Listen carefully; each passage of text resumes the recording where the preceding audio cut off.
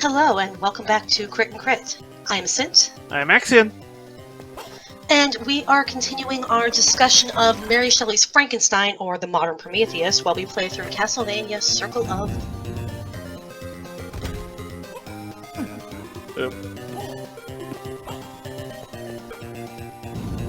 So, kind of maybe just a question of video games in general here. How common is it in Castlevania to have a female protagonist? Off the top of my head, I can think of two. Three if you count Sypha, because she's a kind of a secondary protagonist, along with Trevor.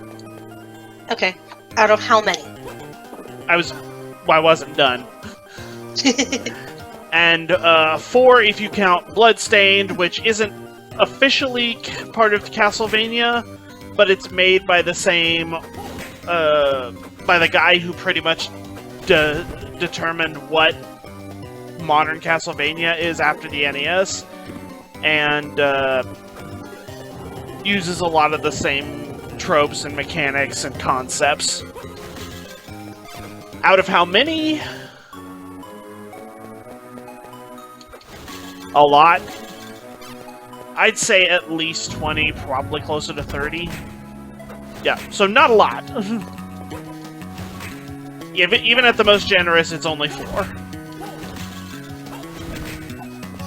Yeah, so it kind of sounds like Castlevania has pretty consistent expectations of what men and women should be doing.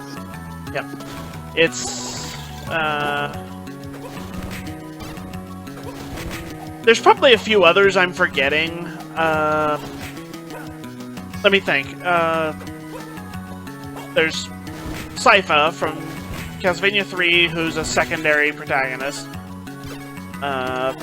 There's Sonia, who was from the Game Boy game, but she's also considered non-canon because they rewrote the backstory in a way that removed her. There's Shinoa, who's... Oh, I did forget a couple. There's Maria, who is an ally of Alucard. And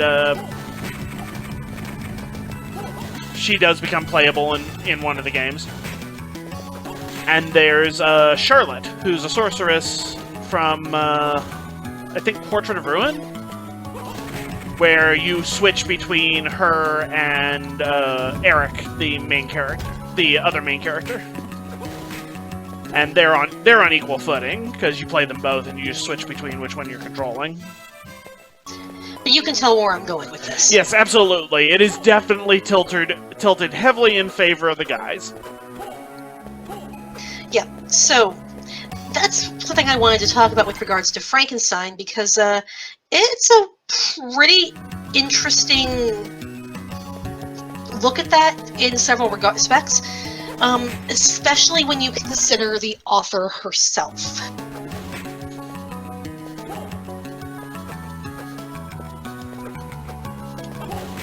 Go ahead. So, we've been saying Mary Shelley, but also you would know her as Mary Wollstonecraft Shelley. The daughter of Mary Wollstonecraft, who was a very early advocate of feminism and women's rights, best known for writing A Vindication on the Rights of Women. So, yeah, Mary was pretty well educated, came from a pretty good family, and then decided to do her teenage rebellion and run off with Percy Shelley and that whole mess. But it was kind of unusual for someone to have her level of education and, be a girl. So, yeah, she benefited greatly from her mother's thinking, but you can also kind of see how that can be read into Frankenstein, because, well, the women in Frankenstein don't really do much except get killed. And you can tell from the way she's written it that you're not supposed to like Victor, you're supposed to be upset with Victor. So yeah, Frankenstein is honestly a very feminist piece of writing because it's criticizing how women are being treated, and especially how certain men, aka Victor, aka Lord Byron, aren't good at listening to advice and therefore are very destructive to the people around them.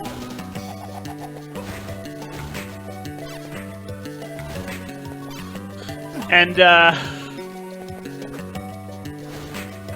if there is ever any question whether or not Victor is based on Byron, there are several testimonies from the time, and from Shelley herself in various notes, that while they don't outright state it, do heavily imply it.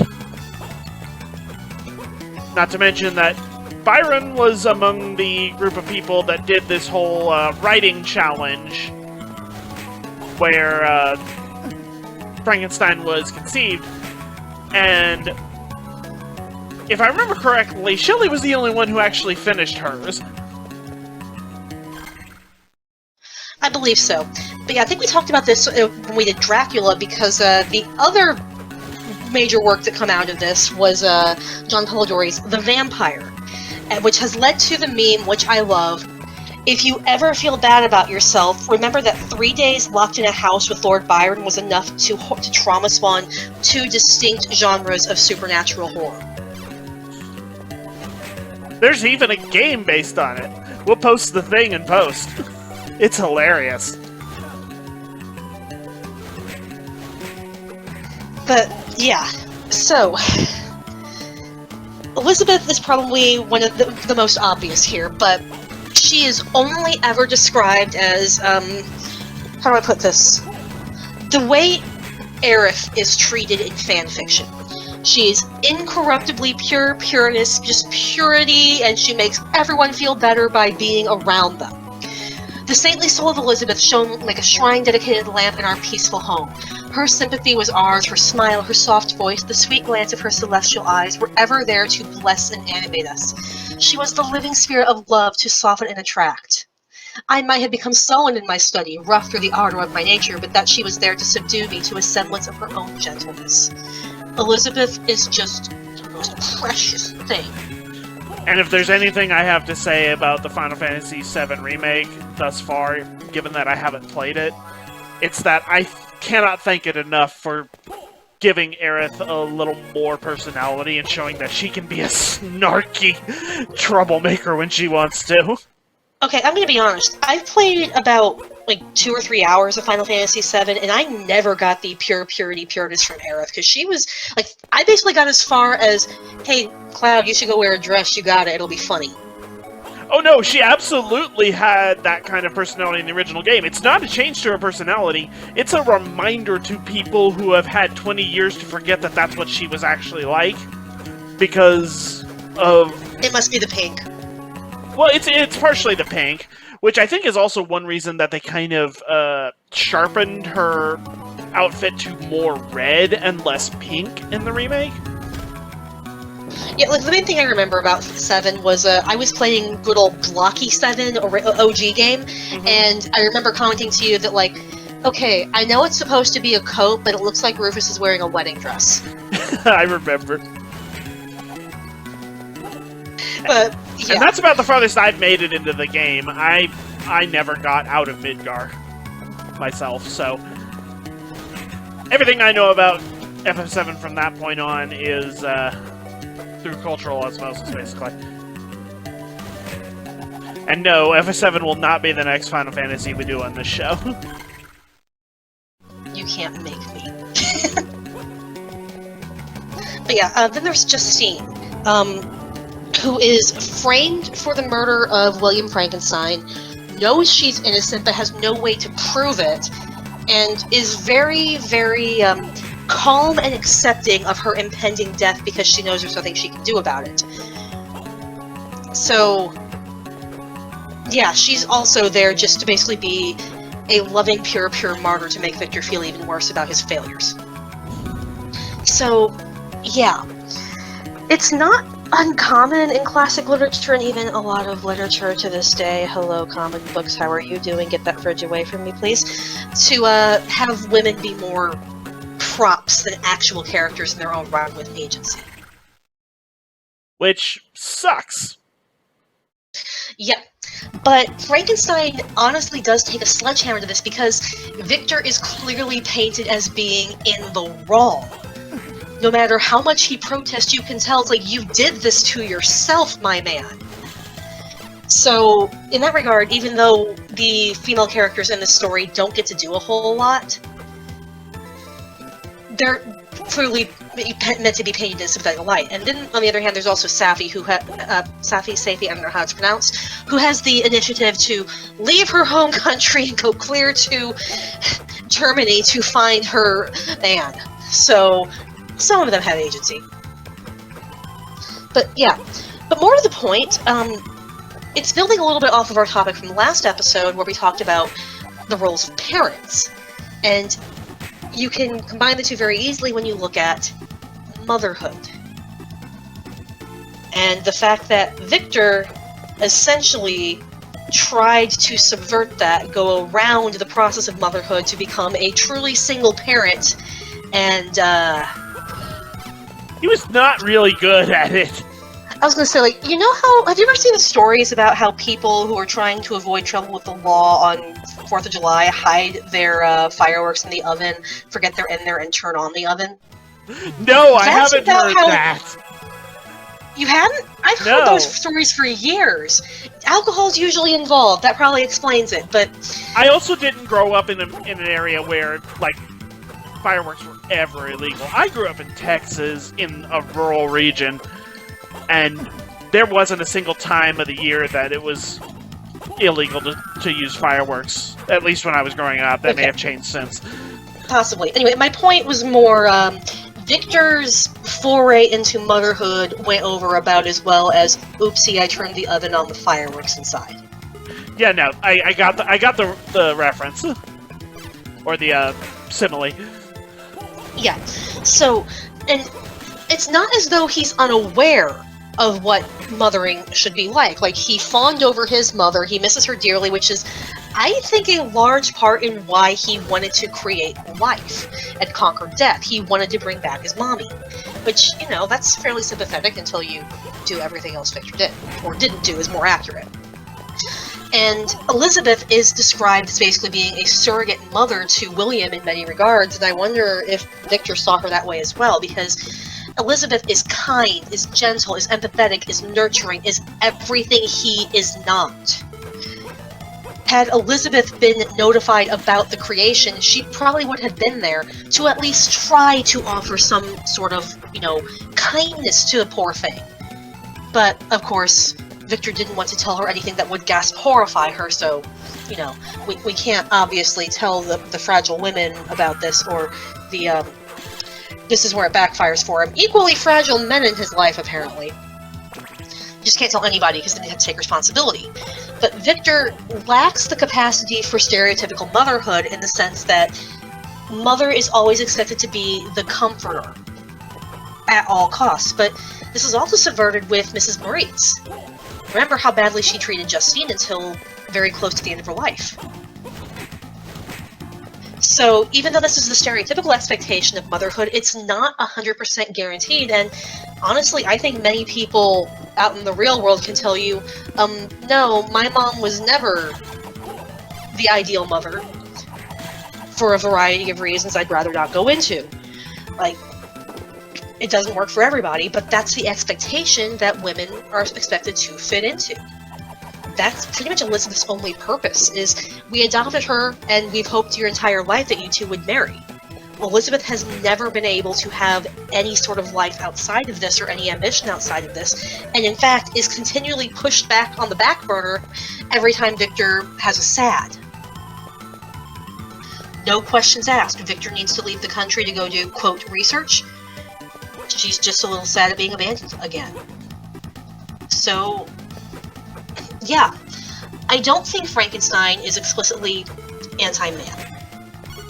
I think it is pro-treat women better, and pro-be more conscientious of your actions And also, maybe take responsibility for... Yeah, because let's look at the other male characters in here. Henry's great. Henry is fine. Henry is responsible and caring about others. The Creation. I do not believe he is sexist, but yeah, he doesn't treat anybody super well. Also, he's 2? Yeah. I was gonna say, like, we're talking about gender roles here. Like, he does kill 2 women, but he also kills, 2 men. And Victor. So, well, he doesn't actually directly kill Victor, so he's pretty egalitarian in how he commits murder, so... I'd say he doesn't kill Mr. Frankenstein either. Not directly. His actions result in... Yeah, in that regard, he actually only kills Elizabeth. He doesn't directly kill Justine. The, flaws in the justice system do. So... Yeah, okay, I was gonna say he's pretty egalitarian in his murder, so, I don't think that's much of a step up, but we'll take it, I guess? I mean, it's better than the alternative. Yeah. I mean, that's a bar so low that you could hit gold digging for it. And then move the gold aside and pick up the femur you were looking for, Victor.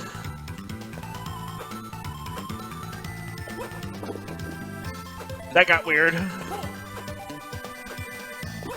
Yeah. Ow. But yeah,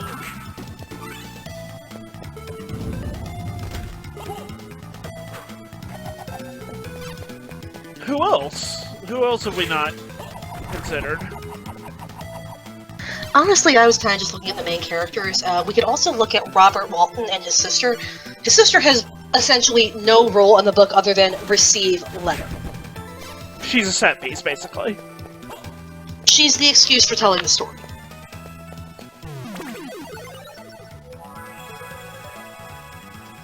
Though it can be a little bit insulting, it's like, I know I've had you my whole life, but I really wish I had a friend that I could really talk to. And, like, I get it. You want more than just your siblings, but I can imagine Margaret sitting at home with her tea and just going like, wow, thanks, Bobby. Well, it's also a matter of, you're a woman, you can't come with me on my ship with my crew and go looking for great scientific explorations type thing. So it's like, I would love to have these kind of conversations with you, but you can't be here. Yep. Which, that's a problem of its time. Oh. That was different. But, yeah, like, I'm not really sure what else to say here. Like, you could, if you wanted to, go into super, super deep depth on things, but I don't really want to go digging for all of these specific quotes and digging into that with that much detail right now. Right. I just like doing an overview here. Yep, and that's completely fair.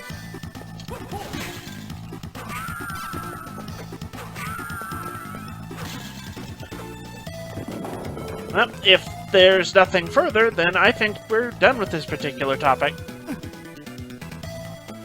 Alright. See y'all next time. Bye!